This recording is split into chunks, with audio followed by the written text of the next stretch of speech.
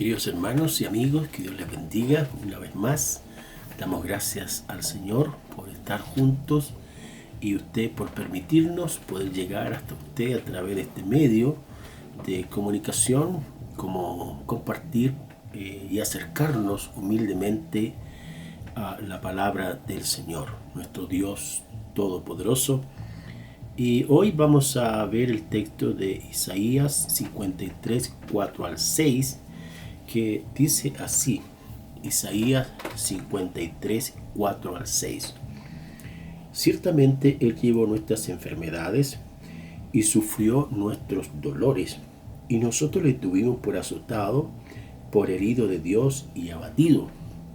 Mas Él, herido por nuestras rebeliones, molido por nuestros pecados, el castigo de nuestra paz fue sobre Él, y por su llaga fuimos nosotros curados.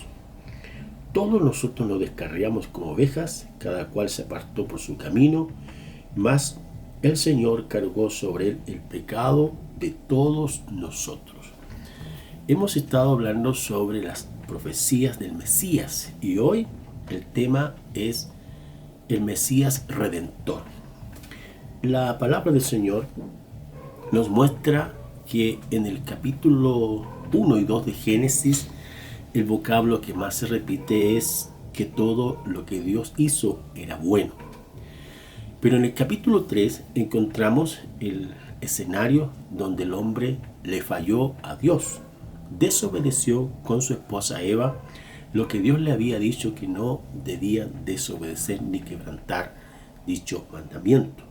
Las consecuencias que ocurrieron por causa de la desobediencia o por la falla que Adán y Eva cometió en contra de Dios y también en contra de sí mismo, se pueden observar con detención en Génesis capítulo 3. Pero al mismo tiempo se promete la acción del Mesías Redentor, y es eso lo que nos corresponde tratar en este día.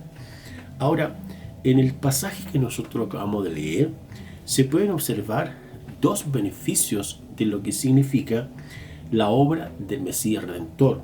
En primer lugar está como Redentor, como Salvador.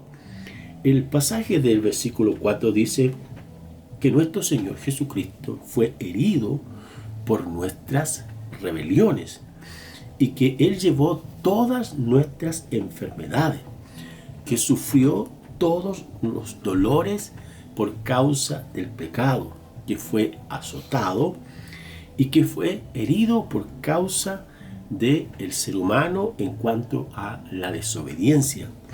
El pasaje del versículo 5 dice que fue molido por nuestros pecados. La palabra pecado es un vocablo que en la Escritura se repite con mucha frecuencia, de ahí que en los institutos bíblicos o en las cátedras de algunos seminarios o facultades es el estudio de la amartología. Y la amartología estudia el pecado desde su definición, desde sus consecuencias, como también desde su resolución o también de su solución a lo que es el pecado. Ahora, es posible que algunos de nosotros pensemos que el pecado es algo extraño, o podamos pensar también de que el hombre no es pecador. Pero cuando nuestro Señor Jesucristo murió por nuestros pecados, viene a ser el elemento que restaura, une o trae la paz, ya que así como el pecado o como la desobediencia del hombre a Dios lo separa al hombre de Dios, nuestro Señor Jesucristo se convierte en la persona que es nuestra paz para con Dios.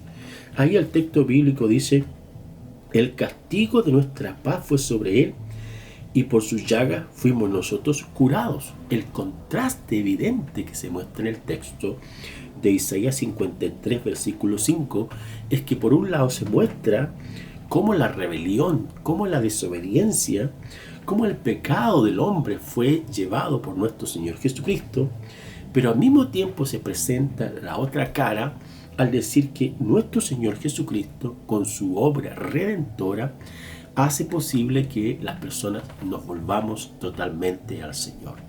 Si hay algo que Dios, hermanos y amigos, tiene como virtud, es que Él es experto en restaurar. Él es el que tiene misericordia, Él es el que es bondadoso, Él es el que se acerca a las criaturas y busca a las personas sin importar cuán lejos estén. No hay duda de que Adán y Eva fallaron, se equivocaron, pero el Dios Todopoderoso no vino con una actitud destructiva, sino que buscando a Adán y Eva para poder restaurarlos. La consecuencia evidentemente que se mantuvo, pero al mismo tiempo también se señaló una esperanza, una restauración. Por lo tanto, no todo está perdido según la mirada del Señor. Es posible que nuestra mirada de alguna situación, de alguna explicación de las cosas que suceden, encontremos que todo está perdido, pero desde el punto de vista del Señor no es así. Dios está en su trono, pero al mismo tiempo que todo aquel que invoca el nombre del Señor, todo aquel que busca y clama al Señor sinceramente, con humildad y con temor reverente, el Dios Todopoderoso desciende para asistirlo, para ayudarlo y sacarlo adelante por su amor y su misericordia. Entonces, el primer beneficio que hemos mencionado tiene que ver con el Redentor, el Mesías Redentor. Y en segundo lugar está el Mesías Sanador,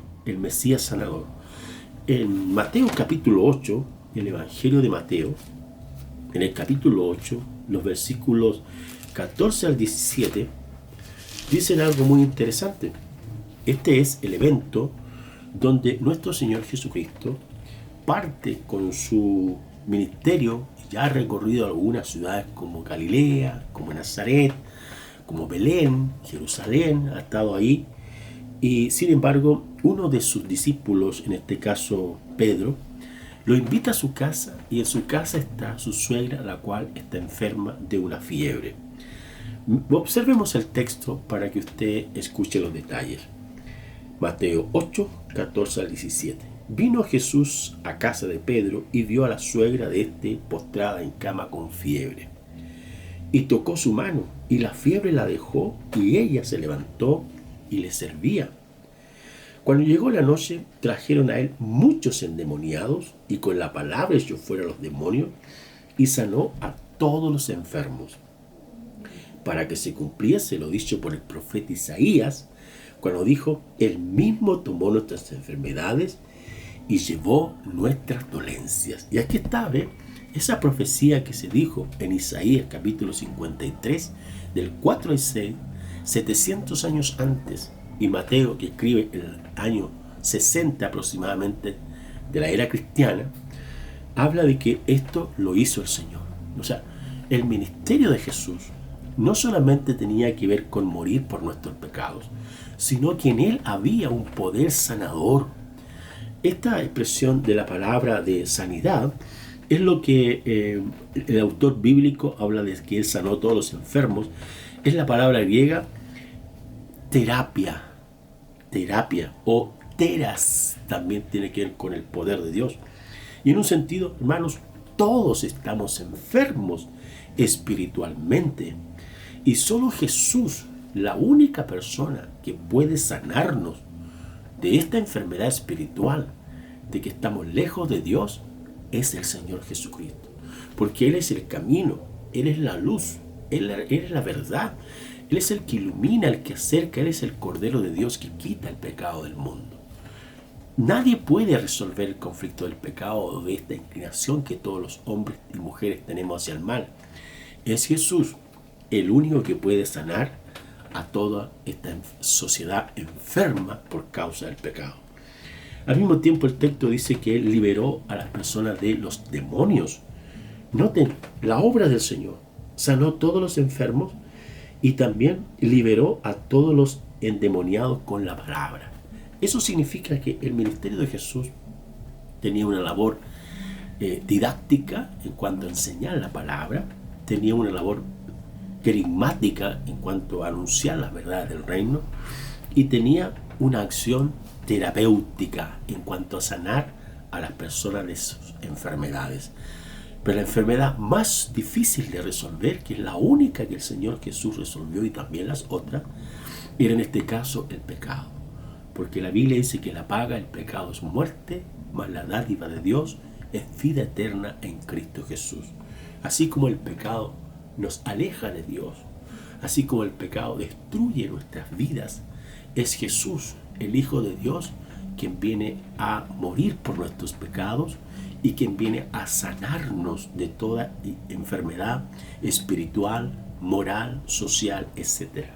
En la medida que nos reconciliemos con el Señor, en la medida que nos acerquemos al Señor y digamos: Señor, perdona mis pecados, sana mi corazón, me reconcilio contigo, me vuelvo a ti, dejo atrás la idolatría, la inmoralidad y todo lo que soy, y te entrego mi vida y mi corazón para que tú señorees en mi vida y me guíes para hacer tu buena voluntad, es cuando el Señor realmente va a restaurar nuestras vidas. Queridos amigos, Cristo Jesús es el único redentor mesiánico para toda la humanidad. Todos en un sentido estamos enfermos, pero solo Jesús puede sanarnos totalmente. Vengamos corriendo hacia el Señor. Acerquémonos al único sanador de toda la humanidad. Su nombre es el Mesías Redentor. Oremos. Señor Jesús, te damos muchas gracias porque te tenemos a ti, Señor, quien solo tú puedes sanarnos, quien solo tú puedes restaurarnos, quien solo tú puedes reconciliarnos con Dios y ser el camino, la verdad y la vida y la luz y la salvación para nuestra vida. Gracias, Señor. Gracias, Señor. Amén.